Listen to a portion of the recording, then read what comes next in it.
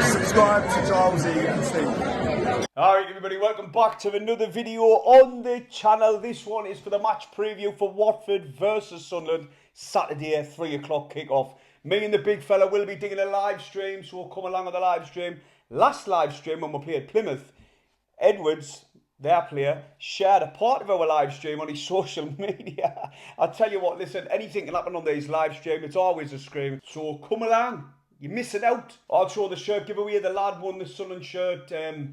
I know your messages, I will get back to you, I do apologise, but we'll sort you that one out. But before we get on with the best video, you know what I'm going to say, hit the thumbs up and subscribe if you're brand new to the channel. It costs absolute bot sniff today, so free as you like. Right, we'll start things off with the Middlesbrough game. We'll have a little look back on that one. Now, although Middlesbrough had plenty of possession, I never ever thought we were going to lose that game. I really didn't. I was never nervous in the stadium, even that 1-0 and the plenty of possession that they had, and they were getting on top come the latter stages of the game, but I just didn't have that fear that they were going to score. Now, this stat just tells us the story as it was. 11 shots, 1 on target. They need to work on the finishing, that's for sure. Latielaf did have a really good chance. He got in with a one-on-one with Patterson, sort of, and he lobbed it out of the bar. Then one hit the roof of the net, but Patterson didn't have much really to do all afternoon. But Sunderland, they got the job done. They dug in well and they held on for the 1-0, and it was an absolute beauty goal as well by Chris Reig. It was the audacity of him to do it, the cheek even, you know, the improvisation, the back heel that, and even the thinking as well for the finish. It was absolute levels above the Championship. He's destined for the top, and we've just got to enjoy him while we've still got the lad. But like I say, with 11 shots at goal and only 1 on target, it's just credit to the defence. I thought Meffam coming in was absolutely rock solid at the back. He was mint. Also Serkin as well. I've got a clip where Serkin just does like a spin on the ball and he just leaves his man and starts getting forward up the pitch. He was a joy to watch and all. But looking at the Middlesbrough game, like the chances what we created, and Mundell, he hits the post from a free kick. I thought that was gone in the top bins and all, you know, at one point. But he hits the post. We had a few other chances as well. But we're doing really well. Remember, we are not a possession-based team anymore like we were under Tony Mowbray. We let the opposition have possession. If you've noticed through the majority of the games this season, we've allowed teams to have possession and we've just countered them really well. We've used the high press and it's worked. And we've, like I said, we've only lost that one game. We needed a reaction from the players to see what they were made of after Plymouth, and they proved it. They did. They went out there and they put in a good performance. They kept themselves solid at the back and another clean sheet. It's mad when you think of it. We've got the youngest, I think that was the youngest team to start a game in the Championship. Like that weekend, we were the youngest team. And you would never think it. You've got the players on the pitch now, I think, like you look of... It's been a blessing in disguise taking the captaincy off Luke O'Nien, in my opinion. Since that's happened, we've seen the best out of Luke, and it coincides with giving it to Dan Neil, and then Dan Neil's form's starting to dip just a slightly. He's dropping off a little bit. I think it might be just with the pressures of having the captaincy, but Luke O'Nien, my God, it just shows you he is guiding Chris Reig and getting an arm around his shoulder and giving him that extra little bit of confidence. And I'm so glad we have Luke in and amongst the squad today, them types of things. Also with Hume on 4 yellows. When he does get the next yellow, I think, you know, Luke O'Nien right back. I think that's what will happen. But now we're moving on to Watford. I think this is going to be a hard game, a very hard game. They had a really, really good start of the season. They won 3 on the bounce in the league, and they also won twice in the cup, scoring 15 goals in the process and only conceding 3. Which is outstanding. It's seen them nick the top for a little bit, but the past 4 games they have dropped off. The last game against Man City, well, 2-1's not bad a result, if you ask me, considering they had 2 players out injured within 15 minutes. The goalkeeper who's played every game in the Championship, Daniel, he got injured, Danny.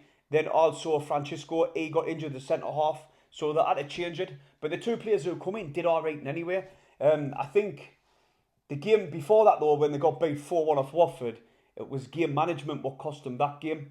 Tom Cleverley said so himself. He says that was the problem, and that's how we lost that game. Like I said, he said it was the game management. Also, the start of the game very slow, and throughout that game, Jepson, we were heavily linked with Sunderland. He missed an absolute sitter as well. The goalkeeping situation, though, with him being out injured, Danny, Bond came in, and he's played every cup game. He kept 2 clean sheets in the cup games as well. But against Man City, he did concede 2, but oh wait, it's Man City. But Watford are currently 8th on 10 points. Last season, they finished 15th. The season before that, they finished 13th. Now, Watford have got some really good players in the squad. Moussa Sissoko being one of them. Well, I remember him from his Spurs days. He's got 1 goal up to now. Big unit in the midfield. They've also got a bonger as well. They got that in from West Ham, and he was at West Ham since 2015, I think it is. He's injured. I think he missed the last 2 games. I didn't know if that's injury or if he hasn't been in the squad, but he's got 3 goals this season. Any Watford fans, is he injured? Also, Ryan Andrews as well, he's got 2 goals for them this season. They've also got a player called Tom Ince, who we've been linked with over the years gone by. See, the thing is with this game, like I said, it's a hard game. Tom Cleverley will want a response from his players. That, like I said, they haven't won in 4. So, I know that's including the cup games as well, but they got heavily beat against Norwich. I know the circumstances throughout that game obviously played an effect. The way they conceded goals at certain times as well, that played a part. Also, half time, he went in at half time, and the team talk will be totally different if they didn't concede the goals in the way they did. But nonetheless, he'll want a response in the league. Can Sunderland heap more pressure on Watford and give them another defeat? I didn't know, but it's going to be a very, very tight game. But for the past couple of seasons, like I said, Watford have just been like a mid-table team. They haven't really pushed on, but they had a really good start of the season. Now, can they turn a corner? That's the question. I hope not. But Sunderland, I'm really, really enjoying watching Sunderland again. It's like they're playing with confidence and freedom, like a bit like what they did under Tony Mowbray, and they're allowed to express themselves on the pitch again. The way Rig tries that back heel and it comes off. The way Dennis Cirkin was digging spins on the ball, and it's just like as if they're playing like the old Sunderland. I know there's a long season ahead, and we'll see squad rotation. It probably this week coming actually with 2 games in short succession. So can they maintain it? That's the question. With a young, inexperienced squad, you know, history will say no. But I don't know. I think there's something different about this team. Like I said, we're the youngest team.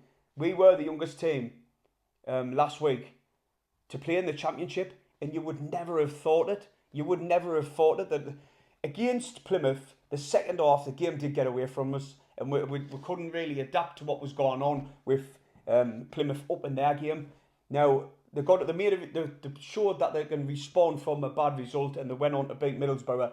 Now, I just hope that I've got confidence, and we are on this hype train of this young squad, pushing for the top spot, really. We are. It's us and West Brom. At the minute, I know it's early doors, and I keep reiterating the fact that it's really early, and there's anything can happen. There's loads and loads of games. I'm an optimist these days, and it's a long season, but I still believe in these players to continue in the vein of form what they have been. You've got to bear in mind, Dan Naylor's got plenty of experience at this level now.